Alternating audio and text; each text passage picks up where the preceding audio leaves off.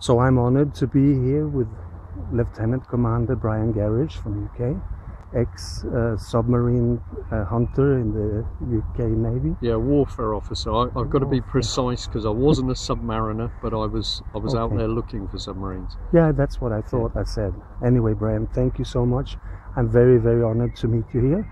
And I've been a great admirer of your work ever since I saw your videos exposing, well, basically telling about your heartfelt wish to use the wealth that you work yourself to with a colleague to benefit the young people in the community where you live. And very quickly you went into some very surprising experiences. Yeah, incredible. Yeah, and that went to the common law thing.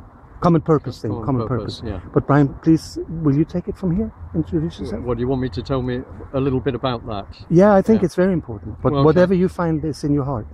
Okay, well, the story started in 1993 when I left the Navy.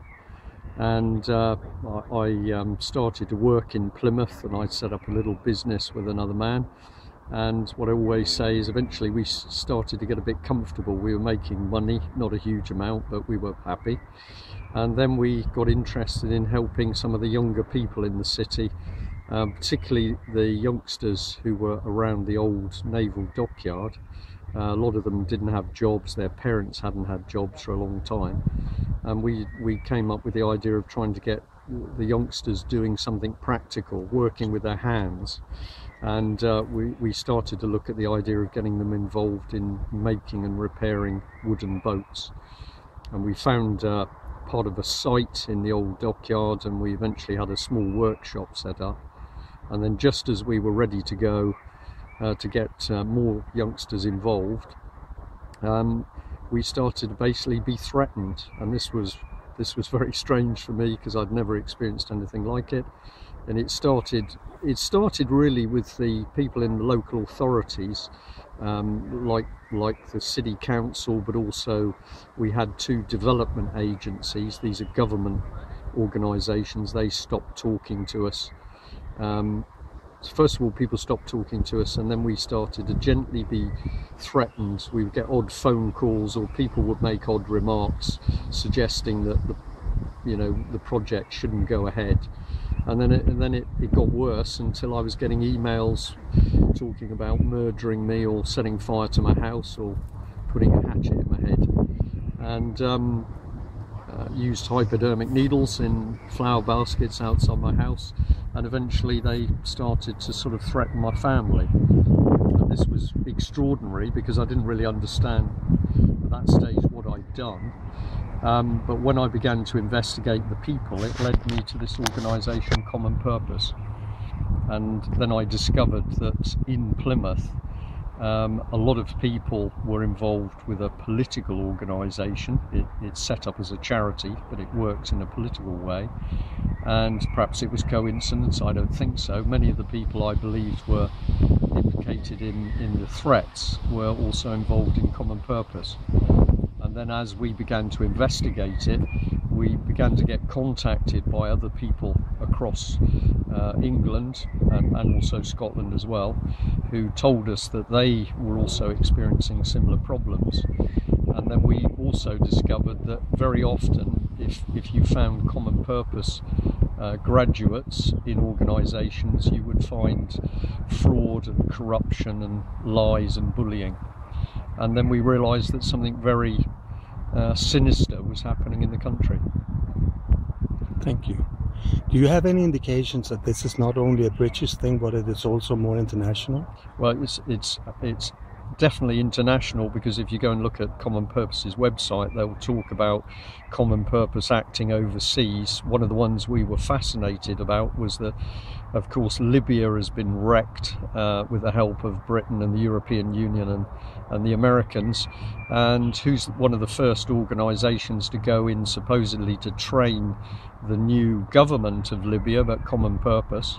And about 2 weeks ago I was over in the Czech Republic because I was invited to talk over there, But 2 days before I went, somebody sent me an email saying, Brian, are you aware that Common Purpose is now operating in the Czech Republic and Hungary and Slovakia and some of the other Eastern European countries? So I was able to bring that into my talk. But when I gave the talk to the audience in Prague, and I talked about what was happening in Britain, secret courts, people being arrested secretly, people being put in psychiatric units if they've challenged the government. All this is reality of Britain. And then I talked about Common Purpose and the way Common Purpose had worked in order to get the recent Leveson inquiry, where it's quite clear that the government in Britain was trying to take control of the state. The government was trying to take control of the media and press. Common Purpose was a key factor in setting up that Leveson inquiry. So I'm talking to an audience in Prague, and then they start to shout out that what I'm describing is communism.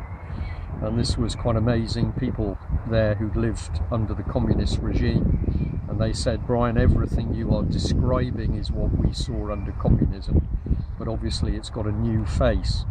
And of course the new face is that we've got basically the communist, the Marxist ideology, but it's now combined with capitalism.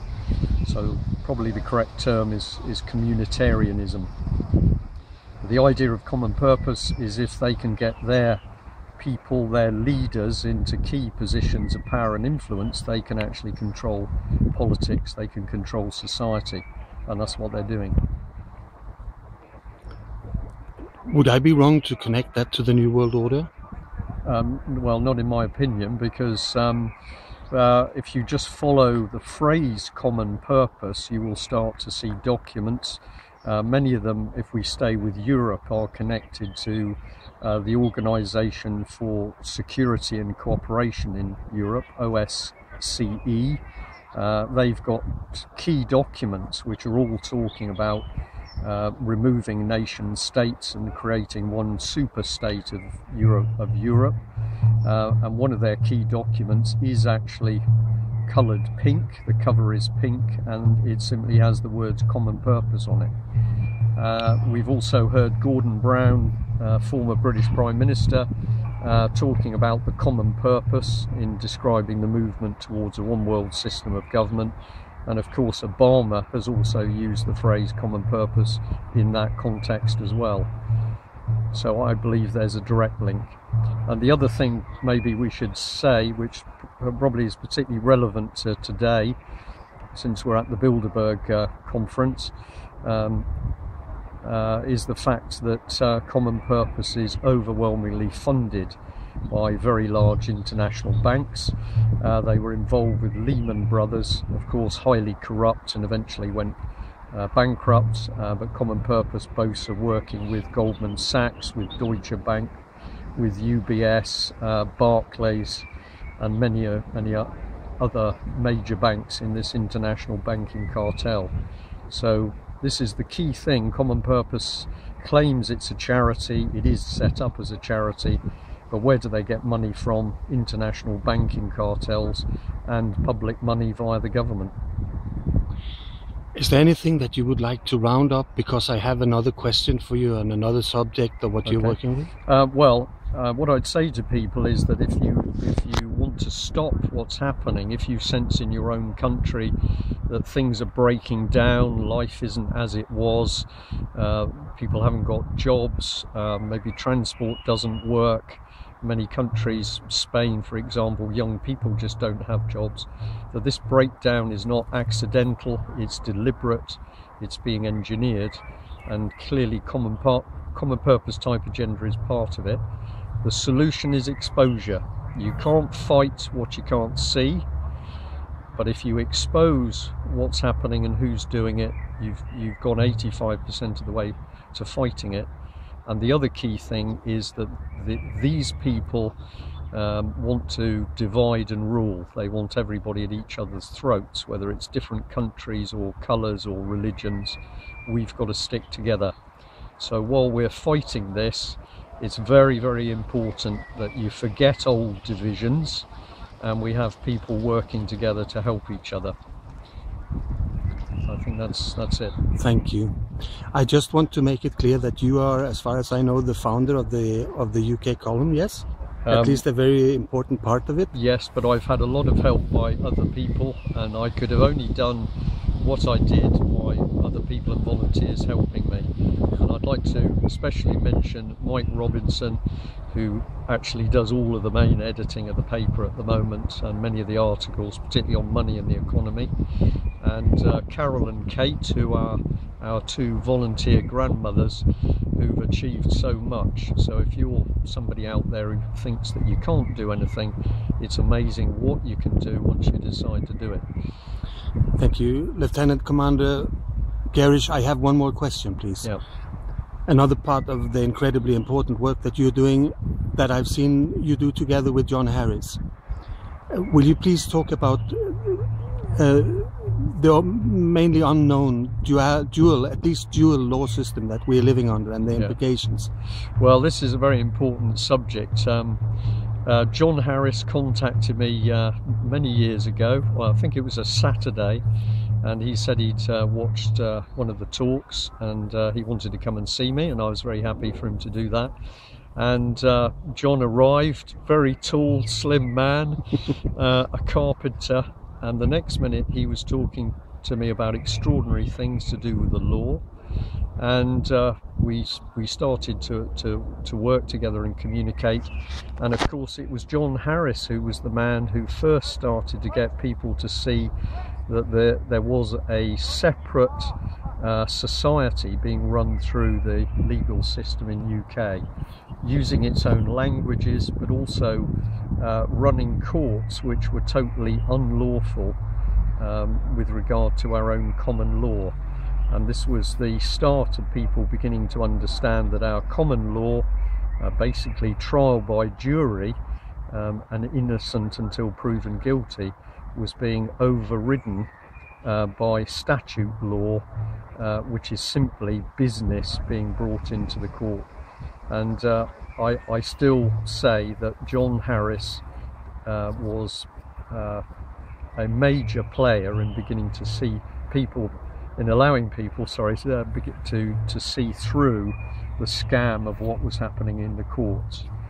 And that's now moved on, so that we've even got legally trained people who are confirming that our old constitution and common law is being totally subverted in order to simply be able to take people into secret courts. So John did a brilliant job. Will you please talk about the birth certificate and who's owning who? Right, well, I'll say a few words on it, but I'm going to say that I don't claim to be an expert in this area, because we've focused on some different things.